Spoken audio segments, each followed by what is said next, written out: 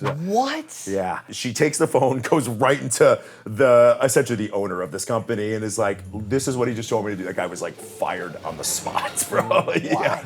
Never have I ever.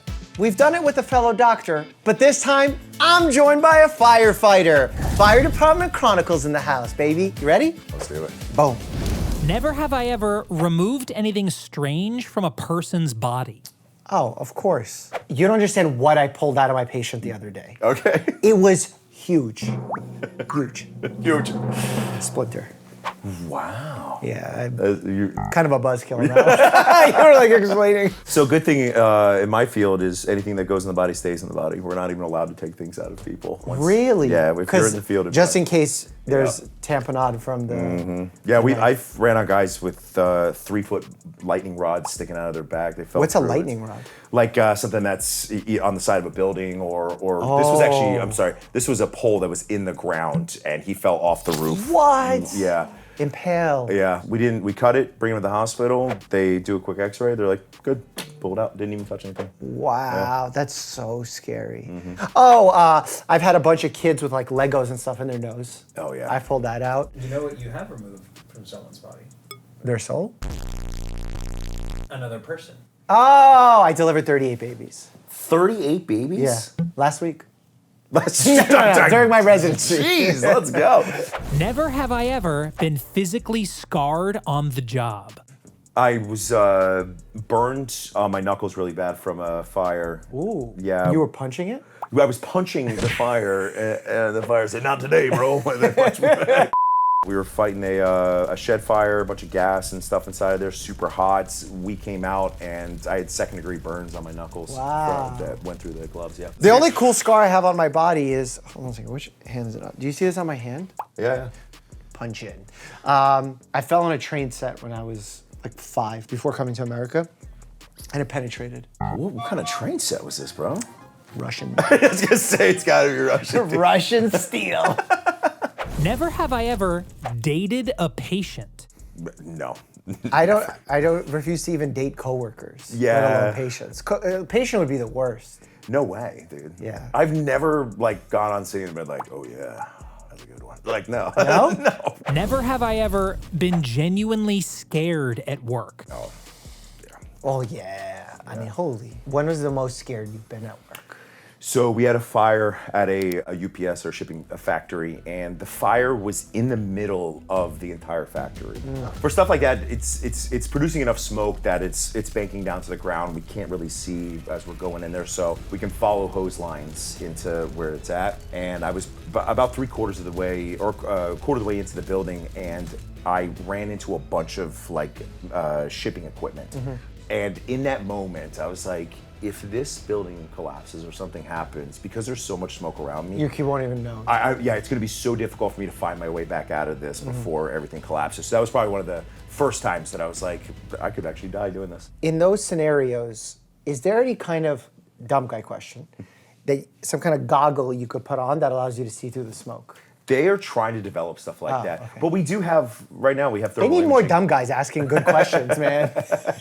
We would solve some stuff. You would. We do have thermal imaging cameras. So we carry around thermal imaging cameras. Which so we allow can you to see a door if it's hot or No, we can see through the smoke with that. Oh, yeah, we you can can. see that, Okay, yes. cool. But it's just not built into our masks. I wasn't scared for my life, but I would have raised my hand on that. When you're on your first night shift, or one of very few first night shift, as a resident, and you're the senior, everyone admitted into the hospital, with the exception of the ICU, is under your care. So any page about any patient comes to you. Any rapid response, meaning some medical scenario starts happening with a patient, comes to you. Any code blue is run by you. Anyone that comes into the ER that needs to get admitted into the hospital is on you. And it's just you and your junior resident who doesn't know much, who's just there basically helping you out. So there were times when you're like 4 admissions, 2 rapid responses, code blue, you're trying to juggle all this stuff, and you're not doing it perfectly, but you're just doing enough to stay afloat. Yeah, I've dropped off a couple times at hospitals where there's 2 nurses. I mean, very large facility. Like, it's 2 nurses and 1 physician, and there's 15 beds. Wow. Like, this is crazy, man. Like, Like that to me is genuinely insane. That's why we have emotional support animals in the hospitals. Yeah. Not for the patients, for us. Dealing with it. Yeah. Never have I ever seriously considered quitting my job. Nope.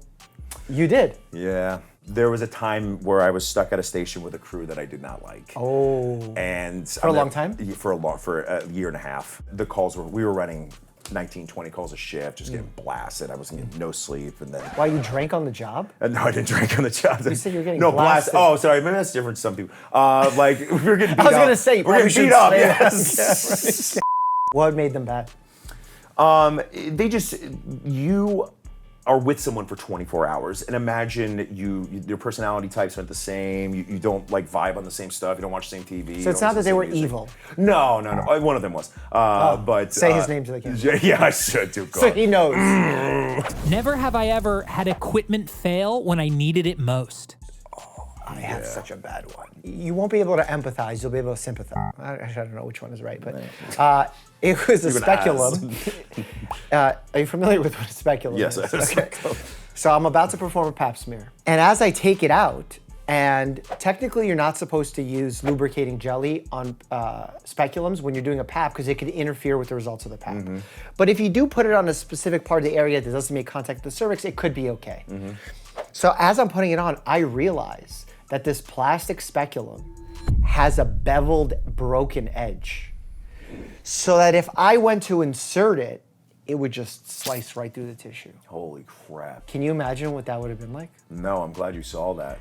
And it was because like I kind of touched the edge and I was like, oh! We filed a complaint with the manufacturer, a lot number, like a huge investigation happened, so. Holy crap. But imagine just like, because it was razor sharp, like, you know, like thick plastic when it slices right at that angle? Oh. We were on a fire, and I'm pumping this fire from the engine, and we're pumping one of the hoses. They say we need a second one because the fire's When you starting say to spread. pumping, I don't know what actually that Oh, sorry. So is that opening the... So when we pull up on fires, we have a pump that's inside of the fire engine that we turn on through what's called a PTO system, and it spins and it pushes the water out at the pressure. So it's just a button, or like are you manually? No, I have to pull open tank to pump is what it's called, and Got it. then the engine spins and then it Got pushes it. out through Okay. discharges.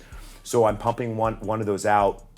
Everything's fine. They say we need a second line, a second hose because we're the fire's spreading. So we go to pump the second one, and the pump just starts to fail.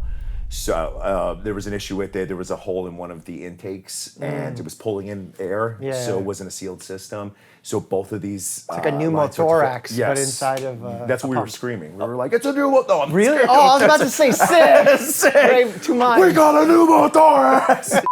It happens with people, not even the hole in the hoses. If there's no hydrants available, like you live in an area where there's enough hydrants, you wouldn't think about this. You go to rural areas, they don't have hydrants every so So what often. happens? You have to start bringing in water tenders. You start bringing with big tanks. We start bringing in water, and they'll pump out of the water tender into Is it true that if a car's parked at a hydrant, you just go through the window? Yes, if they're parked in front of our only hydrant, we're gonna go through your window. Yeah. Never have I ever been blamed for something that wasn't my fault. Oh, I got a really good one. When you're a med student, a lot of times you're sent into the exam rooms, especially in the ER, to interview the patient and then present to the junior resident, who then interviews the patient, presents to the senior.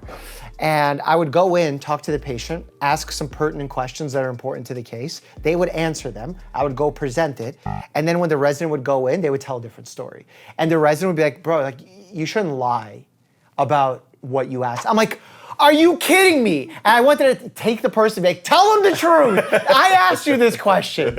And that happens. And it's, I don't know if they misremember or they feel something different or they perceive the question differently, but it happens all the time. No, that happens to us when we're Really? when we're dropping off patients. Yeah, we'll get them in the back of the truck, get them to pass by. And you're like, no anticoagulation. Yeah, And then the patient's like, Plavix. Yeah. I take Coumadin every day. You're like, oh, what? So that happens all the time. We'll say, no medical history. I don't take any meds. All right, cool. We'll drop them off at the hospital, and they'll just start listing things off. And the doctor's like, what are you doing, man? Yeah. I swear to God, they're lying.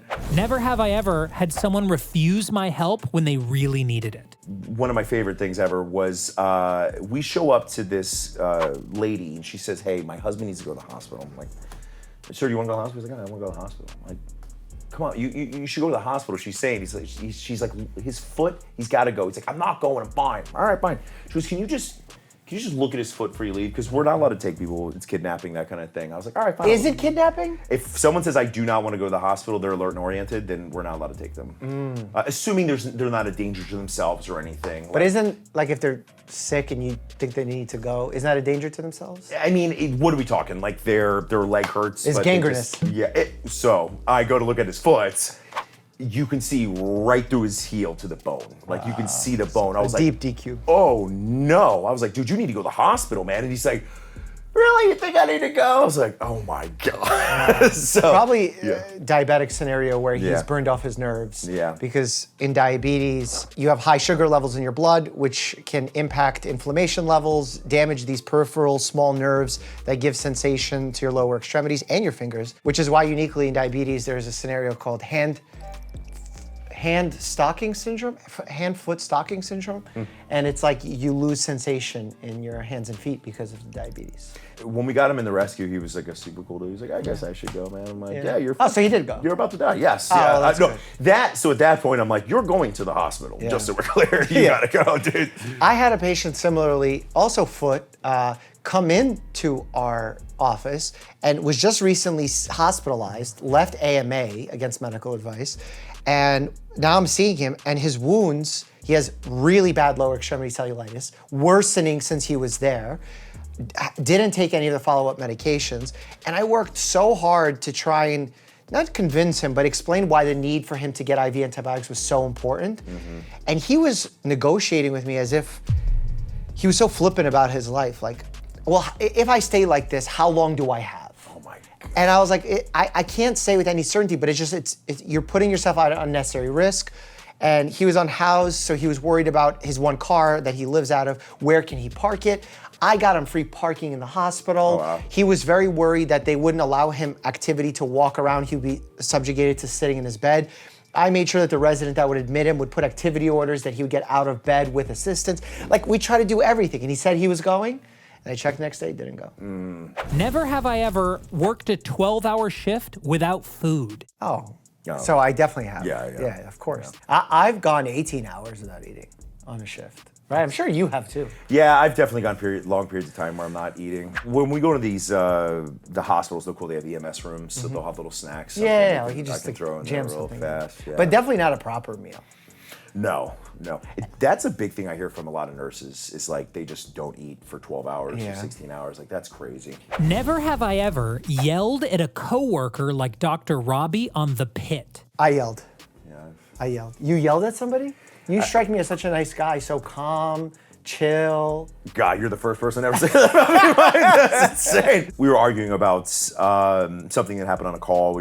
Neither of us were very happy about it. And once I start rolling, I become quite passionate. Okay. And it was, Well, passion is good. yeah. I got into an argument with one of my nurses. She's been on this channel. She's awesome. Her name is Nurse Ginny. She's been a nurse for 175 years. Oh, nice. And I asked her to order an EKG because in looking at the patient's labs, they were hyperkalemic, elevated potassium, and I needed to make sure that there was no arrhythmia as a result. She assumed that I was saying that the patient had chest pain and needed an EKG, and was like, the patient has no chest pain, I'm not ordering an EKG, leave me alone, I'm busy. And I was getting really mad. I said, you don't understand why I need an EKG. I need an EKG. She's like, you're always bossing me around. I'm not getting an EKG. You don't need the EKG. There's no chest pain. And then my boss came in, he settled it, and we're okay. Oh, that's good. Yeah. But we had that mom-son relationship. Yeah. Where she was my mom. Yeah. I wasn't hers mom. Never have I ever thought a coworker should be fired.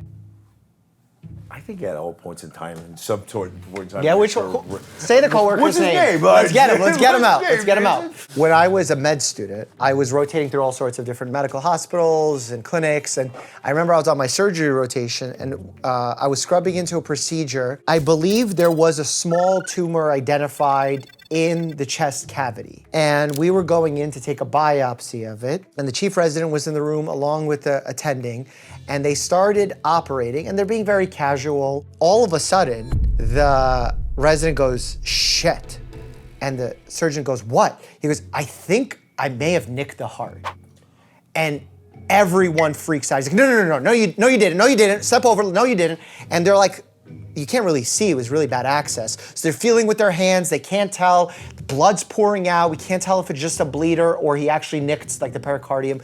So we're freaking out. No one knows what to do. And he's like, that's it, crack him. So right then and there, crack the side of the ribs, open up the chest fully, convert it to open. Turns out it was just a little bleeder, didn't nick the heart. And here's where the bad part is, because everyone's allowed like an error. That's human error. It's part of the risks of going for the procedure. The chief resident was really upset, and the surgeon very arrogantly goes, what are you upset about? Well, this guy works for UPS. You get disabilities, you should be chilling. Oh. And I was like, wow, man, you f***ing lost your humanity. Like full on, gone. You see people get burnout in the medical field or in all fields, but and it's a sad day to see that, man. Just to lose that humanity. No, I had a supervisor. I was working for an ambulance company, and the supervisor decided he could control the overtime and when people could get it or not. So this girl comes in. She says she wants the overtime or wants to be on a specific truck, and he says, "Okay, here's my phone. You go in the bathroom and figure out what you want to do with this phone, and if the pictures are right, then I'll give you that." What? Yeah. So good news is she takes the phone, goes right into essentially the owner of this company, and is like, "This is what he just told me to do." That guy was like fired on the spot, bro. Yeah.